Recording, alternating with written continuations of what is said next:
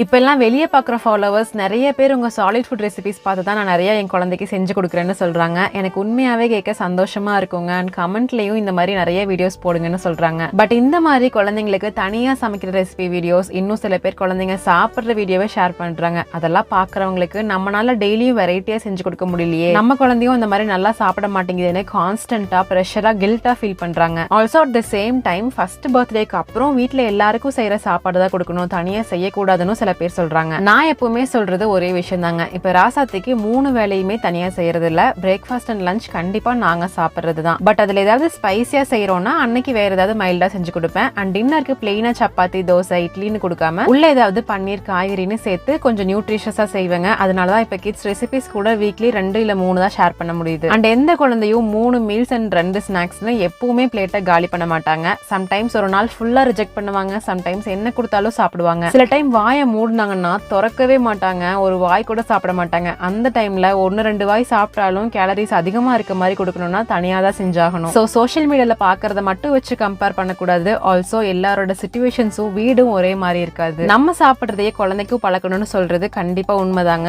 ஆனா அம்மா அப்பா குழந்தைன்னு நியூக்ளியர் ஃபேமிலியில இருந்தா அட்ஜஸ்ட் பண்ணிக்கலாம். பட் குழந்தைங்களுக்காக வீட்டுல இருக்க எல்லாருமே ஒரே மாதிரி உப்பு காரம் எல்லாம் கம்மியா சாப்பிடணும்னா அது ரொம்ப கஷ்டம். ஸோ அட்லீஸ்ட் ஒரு மீல் குட்டீஸுக்கு தகுந்த மாதிரி மாடிஃபை பண்றதுல தப்பே இல்லை. பட் தனியா செய்ய முடியாதவங்க நீங்க சமைக்கிற அதே சாப்பாட்லயே நியூட்ரிஷியஸா பிளான் பண்ணிட்டீங்கன்னா போதும். ஸோ ஒவ்வொரு ஃபேமிலி சிச்சுவேஷனுக்கு தகுந்த மாதிரி பிளான் பண்ணிக்கலாம். அண்ட் இதுல கில்ட்டாக இருக்கலாம் எதுவுமே இல்லைங்க. நீங்க இந்த மாதிரி வீடியோஸ் எல்லாம் பார்த்து கில்ட்டா ஃபீல் பண்ணிருக்கீங்களா? இதை பத்தி நீங்க என்ன நினைக்கிறீங்கன்னு மறக்காம கமெண்ட்ல ஷேர் பண்ணுங்க. இது அபியுடன் கதை போமா எபிசோட் 19. இன்னும் பேசலாம்.